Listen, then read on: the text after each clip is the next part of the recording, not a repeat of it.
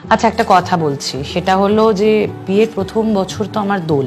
তো এই দোলে ভালোবাসার কোন রং দিয়ে আমাকে রাঙাতে চাও, বা ভালোবাসার কোন রঙে আমায় দেখতে চাও?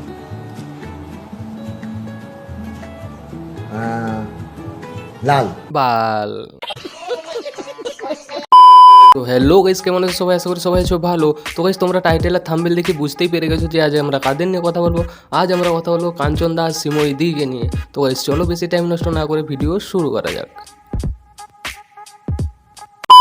কাঞ্চনদার এমন একখানা গুণ যেটার জন্য তোমার মনে হয় এই মানুষটার জন্য সারা জীবন হাত ধরে থাকা যায়। যেরকম কাঞ্চনদা লিখেওছে, আমায় আগলে রাখিস, একটা দায়িত্ব দিয়ে দিয়েছে প্রথমেই তোমার উপরে। কাঞ্চনদা হচ্ছে ভীষণ কেয়ারিং। কাঞ্চন দা, আরে সিময়িদি, এ কথাটা তুমি আর কিছুদিন আগে বললে আমরা মেনে নিতাম, কিন্তু এখন তো তোমার বিয়ে হয়ে গেছে, এখন তো তোমারও বর হয়, তাহলে দাদা বলছো কেন? শালা কিছু গেল বরকেও দাদা বলে দিচ্ছে তোমরা। কাঞ্চনদা হচ্ছে ভীষণ কেয়ারিং এবং কাঞ্চনদা খুব কম কথা বলে এবং কি বললে কেয়ারিং? হ্যাঁ, কাঞ্চনদা কতটা কেয়ারিং সেটা আমরা জানি। তো কাঞ্চনদা এতটাই কেয়ারিং যে তার কেয়ার সহ্য না করতে পেরে অলরেডি দুটো বউ তাকে ডাইভোর্স দিয়ে দিয়েছে। এবার তোমার পালা। এবং প্রচার বিমুখ, কিন্তু কাঞ্চনদা যতটা কাজ করার কাঞ্চনদা ঠিক নিজে সামলে নেয়, দায়িত্বটা নিতে জানে। তো এটাই আমার ভালো লাগে। এখনকার দিনে তো মানুষ কজন পারে যে দায়িত্ব নিতে, তো দায়িত্ব যে নিয়েছে, দায়িত্বর হাত বাড়িয়েছে, তো আমারও মনে হয় কোথাও রেসপন্সিবিলিটি আছে। আরে হ্যাঁ, সেটা আমরা জানি যে কাঞ্চনদা কত বড় দায়িত্ববান মানুষ, তার কত বড় মন। আরে তার দ্বারা যদি সম্ভব হতো না, তাহলে তোমার সাথে সাথে পুরো গার্লস হোস্টেলের দায়িত্ব নিয়ে নেবে।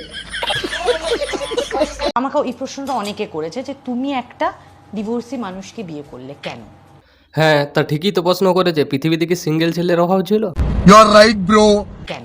তুমি তো অনেক ফ্রেশ হয়ে অনেক অন্যভাবে শুরু করতে পারতে। আমার সামনে এগুলো বলো, আমি লজ্জায় লাল হয়ে যাই। কি বললে কাঞ্চনদা? লজ্জা তোমার কবে ছিল?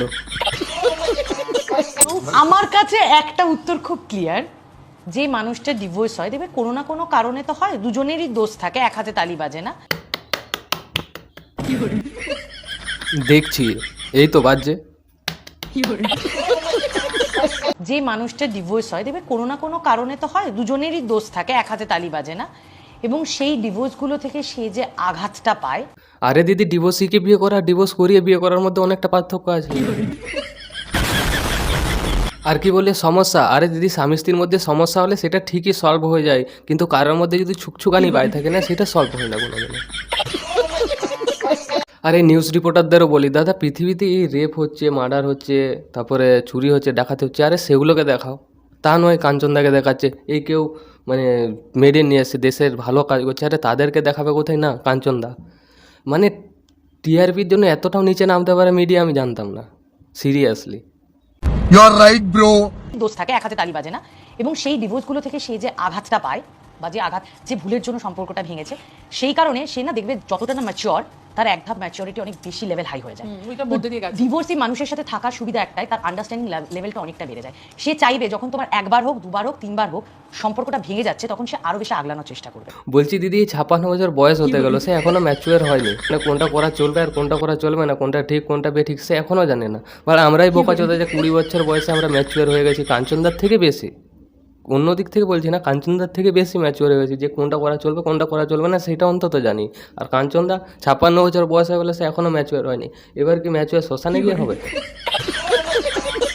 আরে দিদি, ম্যাচুয়ার হওয়ার জন্য বিয়ে করে করে ম্যাচুয়ার হওয়ার কোনো দরকার নেই, ঠিক আছে? সময় তাকে ম্যাচুয়ার বানিয়ে দেয়।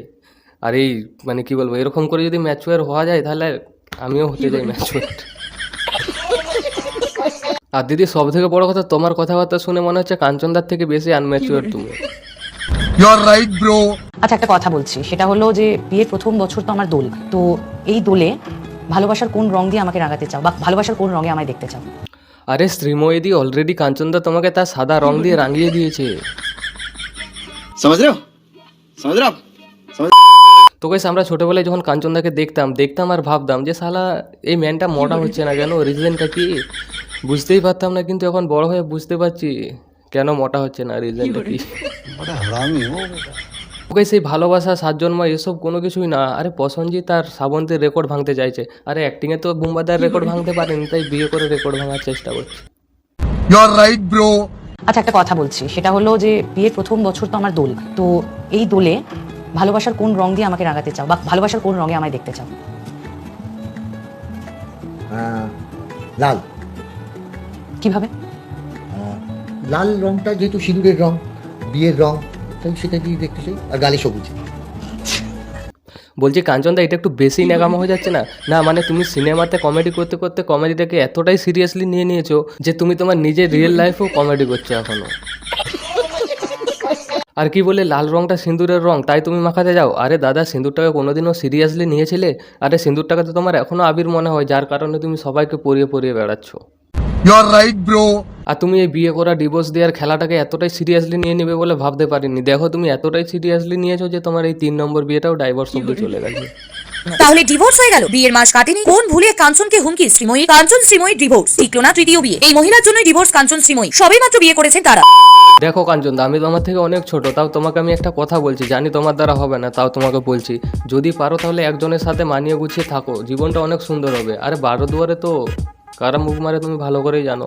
ওই তোমরাকে বলি, জীবনে এরকম কাঞ্চনদার মতো ভুল করো না। যদি পারো একজনের সাথে মানিয়ে গুছিয়ে থাকো, আর যদি না পারো তাহলে দ্বিতীয় আর কাউকে কোনো কিছু করো না। তো দেখতেই পাচ্ছ কী অবস্থা হচ্ছে। তো হ্যালো গাইস, আজকের জন্য এটুকু। যদি ভিডিওটা ভালো লাগে তাহলে লাইক, কমেন্ট, শেয়ার, সাবস্ক্রাইব করে দাও। আর যদি এই ভিডিওটার মাধ্যমে কাউকে হার্ট করে থাকি তাহলে তার জন্য সরি। এই ভিডিওটা শুধুমাত্র এন্টারটেনমেন্টের জন্য, ঠিক আছে? সো সিরিয়াসলি নেওয়ার কোনো দরকার নেই। জলদি ভিডিওটা লাইক আর চ্যানেলটা সাবস্ক্রাইব করে দাও। দেখা হচ্ছে নেক্সট ভিডিওতে। So by.